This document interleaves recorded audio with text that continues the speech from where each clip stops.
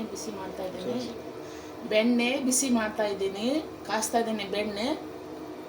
ಅದು ತುಪ್ಪಕ್ಕೆ ಒಂದು ಬೆಳ್ಳುಳ್ಳಿ, ಒಂದು ಲವಂಗ,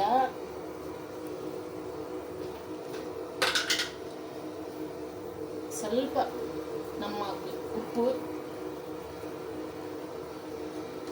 ಹಾಕಿ ಚೆನ್ನಾಗಿ ಬಿಸಿ ಮಾಡಬೇಕು.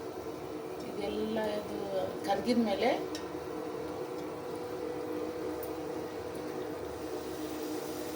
ಒಂದು ಲೀಟ್ರ್ ಹಾಲಿನಲ್ಲಿ ಇಷ್ಟೊಂದು ಬೆಣ್ಣೆ ಮಾಡ್ತಿದ್ದೇನೆ. 3 ದಿನಕ್ಕೊಂದ್ಸತಿ ಬೆಣ್ಣೆ 3 ದಿನಕ್ಕೊಂದ್ಸತಿ ಬೆಣ್ಣೆ ಮಾಡ್ತೀನಿ.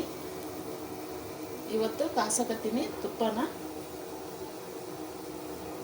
ತುಪ್ಪ ಮಾಡಿ ಹೋಳ್ಗೆ ಮಾಡಿದ್ನಂದ್ರೆ ಘಮ ಘಮ ಅಂತೈತಿ. ತುಪ್ಪ ಬಿಸಿ ಒಳಗೆ ಹಾಕ್ಕೊಂಡು ತಿಂದರೆ ಮಾಡಿರಿ, ಟ್ರೈ ಮಾಡಿ, ಗೊತ್ತಾಗುತ್ತೆ. ಇವತ್ತು ತುಪ್ಪ ಕಾಸೋದು ಹೇಳ್ತಾ ಇದ್ದೀನಿ. ಚೆನ್ನಾಗಿ ಇದು ಕುದಿಬೇಕು.